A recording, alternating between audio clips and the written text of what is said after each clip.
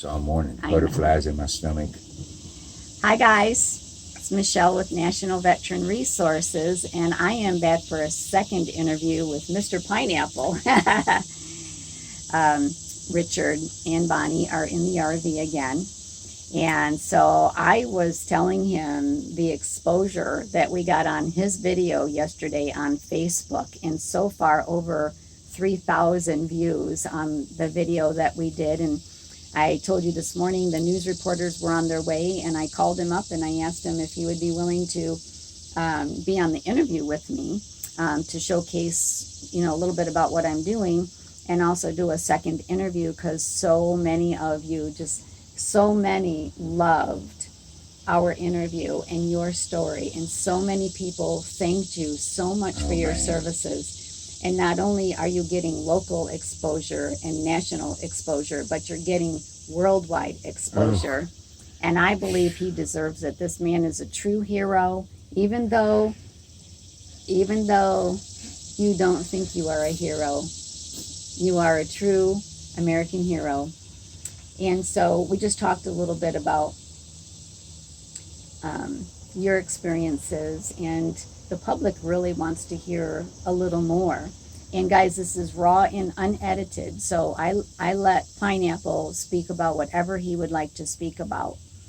So you were sharing a few stories with me, and we talked about getting very emotional when you speak about this, and the public really wants to know some more of your experiences. So what would you like to share with them? Well, there's a lot of things. I mean, if I was to try to remember the detailed things, like I've had men with, like I said the other day, a shrapnel cut the side of his face off, and all he could think about is he couldn't play football, and he couldn't be with his kids, and he couldn't, and I had to calm him down.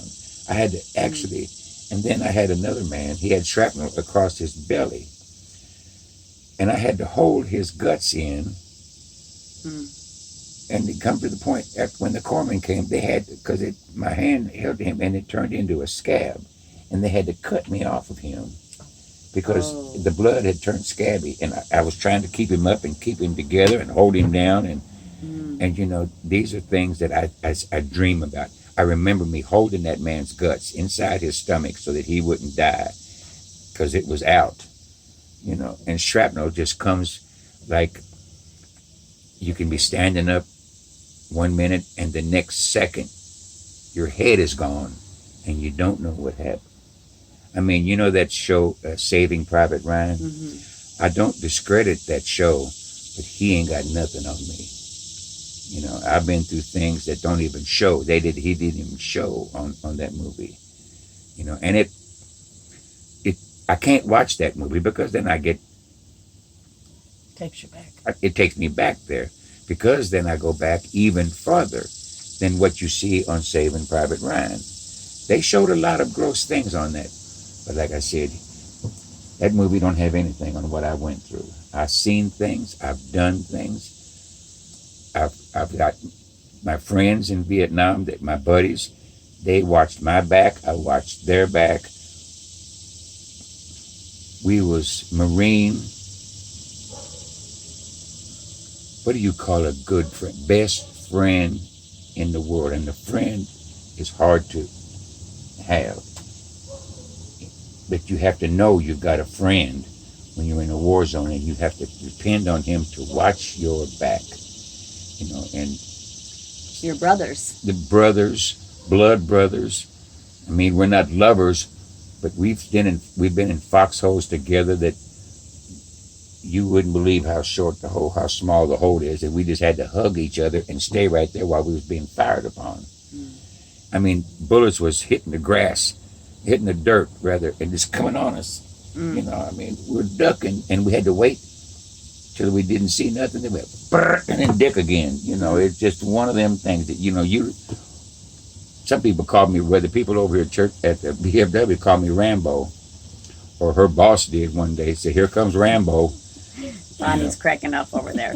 Yeah, here comes Rambo, and I thought, okay, I can handle that, But it's a feeling that when you're in a war, you don't know when I first got to Vietnam, I didn't know what things was. I didn't know nothing. They was just they split you up. Certain groups go here, certain 1-1, 1st Battalion, 1st Marines, 2nd Battalion, 1st Marines, 2nd Battalion, 2nd Marines. I mean, we had to actually, sometimes we had to pick up weapons from the ground that was blown up and take them to put them together, piece an M16 together so we could go back and fight. You know, it was just, when my son gave me that picture, said war is hell, he wasn't wrong. There is no good war. No. There is none, you know. And I'm so thank God in Jesus Christ that I made it. He kept you safe, didn't he? And some people didn't.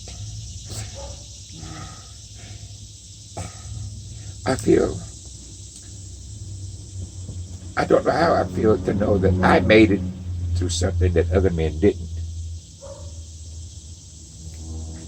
So, you should feel blessed. Blessed. I know Jesus has got a reason for me to be here. Maybe it was to find this good woman. She's beautiful. And live where I'm at. Whew. It gets hard. Yeah, but sometimes I would cry. I told her when I said, maybe if I sit home right now and cry real hard and then I come over here, I'd be able to talk. But I'd be able not to talk either without my awnings getting wet. Your awnings, that's a good one. Yeah. But yeah, I know you were very nervous. Yeah. When you met me yesterday.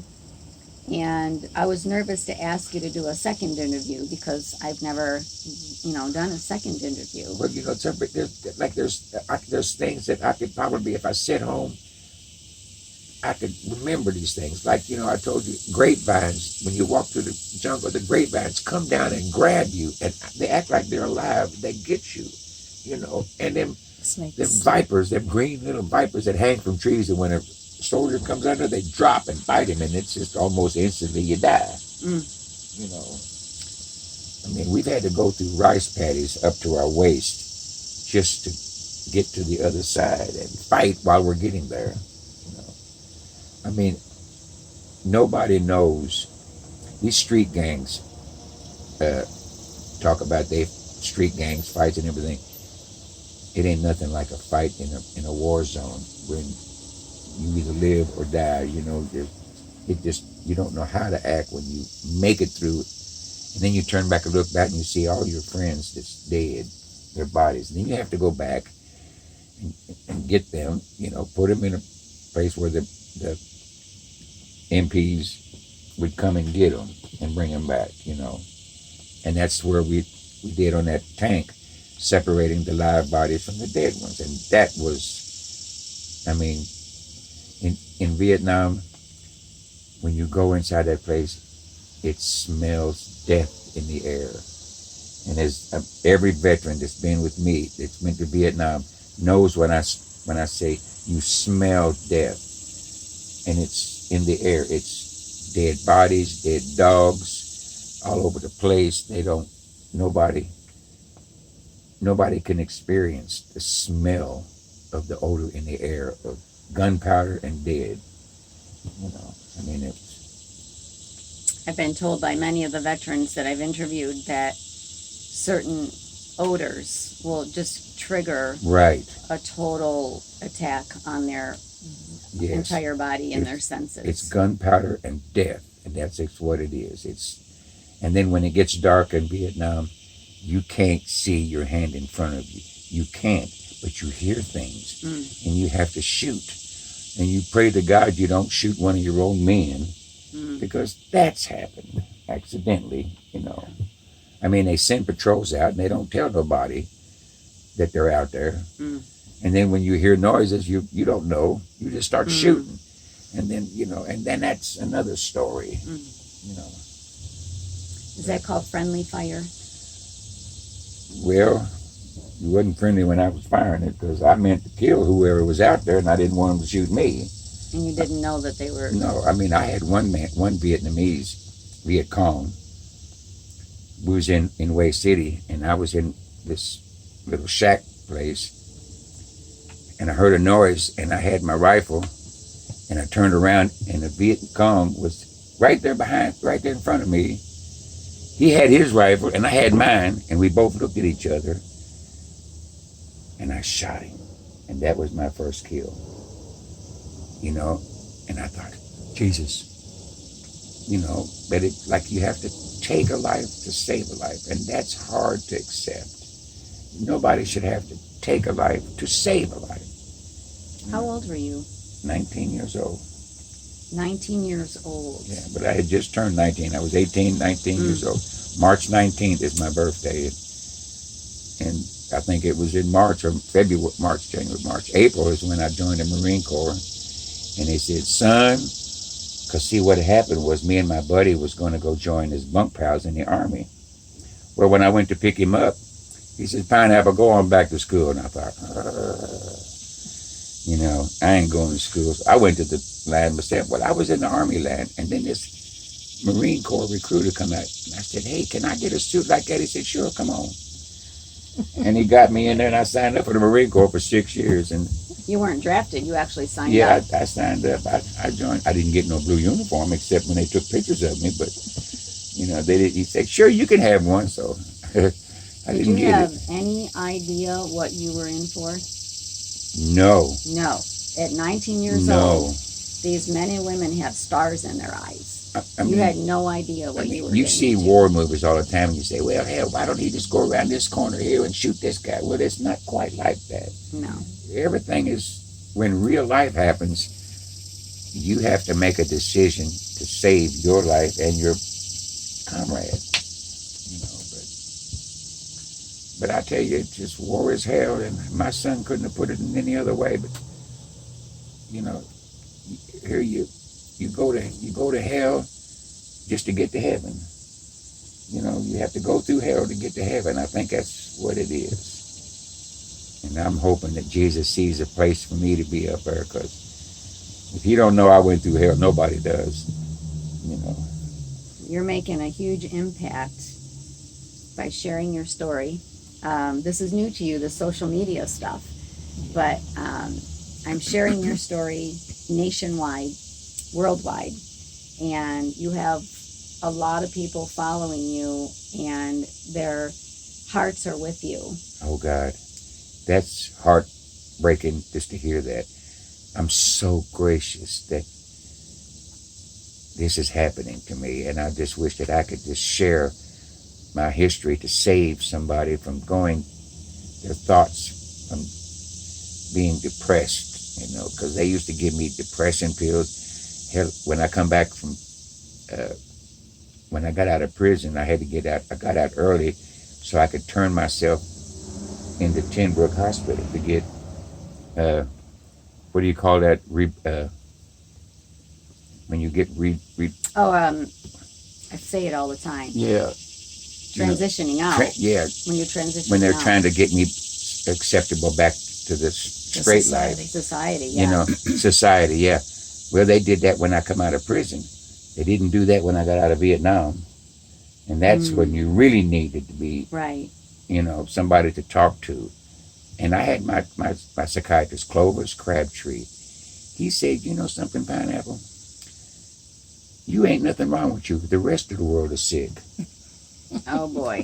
He said, and I told him, I said, you know, Doc, I know what I want. I said, but I can't give what somebody else wants. And then if they can't give it to them, they want to take it. This world is full of takers. There's takers and there's givers. And I'm hoping there will be accumulation of a lot more givers than there is takers. You know. On that note, the reporter that interviewed us today asked me a very important question, and then I asked her, would you ask Pineapple that question, because no one's ever asked me that before. And the question was, why do you think people trust you, Michelle, to share their stories, things that maybe they haven't talked about in years or never talked about? And they get in this RV, and so you know, they know I'm traveling the country. I'm a perfect stranger to them. And so I didn't quite hear your response. So my question to you is, as a professional interviewer on my cell phone, Yes, ma'am. sitting here in the VFW parking lot in this big 32-foot Yeah. RV wrapped in the American flag, how did you hear about me, and what made you decide to come and walk through my door in this RV and sit and share your story with me? Well, I would have liked to share my story with the world.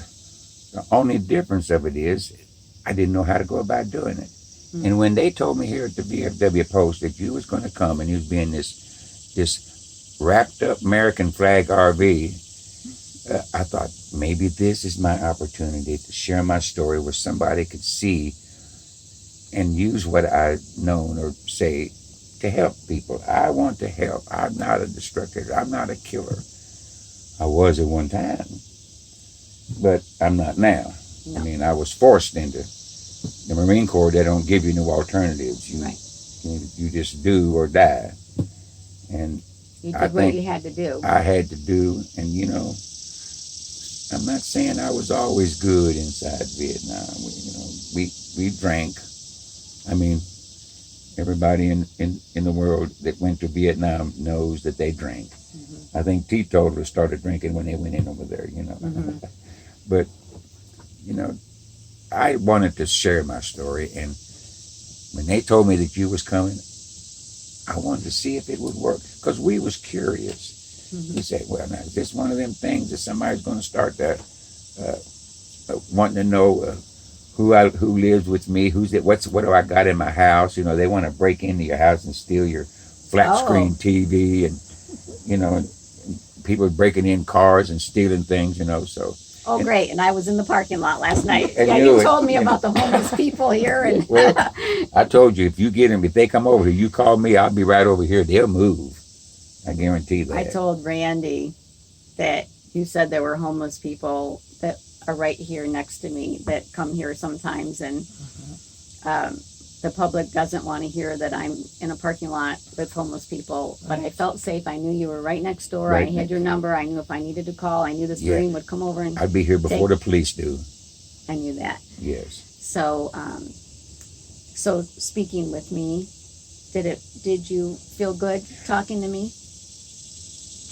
I don't know how I could feel any better if somebody can take my story and show it to the world. Aw. It's a hope. I used to tell Bonnie, how can I go about explaining what I feel like being in a war? Because I can talk to her in the basement, and I'll have a martini, and I'll say, and I did this, and I'll have another drink, and I did that. Yeah. Yeah. But to come out here and explain it to somebody who can do something, who can stretch this and make it work, I think I'm in heaven already. It just feels great, and I know that maybe I could do something. So you understand, I'm not a counselor, I'm not the VA. A lot of people think I'm the Red Cross or the VA. I'm a mom of 2 veterans who for 10 years I've been in the real estate world working with Heroes Some Advantage and giving discounts, but they've shared their stories with me over the years, and I've always been a listener. So if just being able to talk to me and sharing your story helped you, then it was worth my travel here and to live in parking lots and wake up with migraines, and I'm honored. Yeah, you said that you weren't a counselor, but in reality you are a counselor, because you have just broken open a door in me that helps me keep my closets is not full. You opened up a door, and that is... You're going to make me cry. That's counseling. That's... Yes. God bless you for being who you are. Thank you. I mean that. Thank you so much. Now I'm going to start crying. I know. Okay. I'm kind of speechless. I appreciate your time. I appreciate your help. I appreciate you sharing your stories with me in the world. If ever we're we're all friends now. You've got my cell phone number. Yes. You have, I have your number. Yes. I know you're not huge Facebookers, but I would love for you to follow me. I'm going to get her daughter to show me how to do that on our computer so we can do this. Because I'm going to look. I'm interested. I'm just old school. I mean, I still have a flip phone. Oh, so if I send you the link to the video, you're not going to be able to watch the video. Well, I have to figure out how to. Oh, do you have a laptop or a computer? we got a have laptop. Kindle Fire. She's got it with her. I have one in the Okay, truck. so if I send you the link to these videos and also to the news report that's coming out tonight with us, you'll be able to watch it whenever you want to watch it. Good. And then I would just like to end with this. Do you think that what I'm doing, it can help save lives? Oh, God bless you. Yes, ma'am. You are the one. If there's any difference that can be made, I think your pursuance will do it. You'll succeed in what your accomplishment and what your, I guess it would be a dream of yours to do something to bring this message to veterans who feel that they can't make it without a war. You know, there is some people who can't make it. Like there's men in prison. As soon as they get out, what they do is they go break a window so they can go back to prison. They can't make it. Oh, right. And we're finding that many of our veterans feel that they can't make it, and they're Right. taking their lives. And so there are resources out there to you men and women that are contemplating ending your life or suffer with PTSD, anxiety, depression, anger, family issues. The families are being affected. There are better resources out there for you, and my mission and ministry in life is to find them for you. I'm trying to find them right here in Louisville, so I put a call out there to anybody in Louisville. If you have a non-for-profit, I'm trying to find you, and I'm trying to interview you so I can share these resources with all the amazing veterans here in Louisville, Kentucky. Well, I tell you what, when I call BA, it comes on there. If you are committing suicide, call this number. If you need anything, call this number. I think these men who come back from a war zone need to call that number from Vietnam and go to a rehab place where they can bring you back down to earth, up to reality. When you're in a war zone, the reality is kill or be killed. That's right. And that's, you know. Actually, on that note, I'm going to take this and I'm going to show the VA Veterans Crisis Line. In case you guys don't have it, I carry it with me. So I carry it right here on this flag. Right 1-800 crisis line. 273-8255. So 1-800-273-8255. And it says press 1. So if you're in an emergency, call the Veterans Crisis Line. Do whatever that you can do. As most of you know, Sabina and Clay, Peter, Bonnie, Bobby, I'm carrying their photos. They died by suicide, and this needs to stop. It's an epidemic.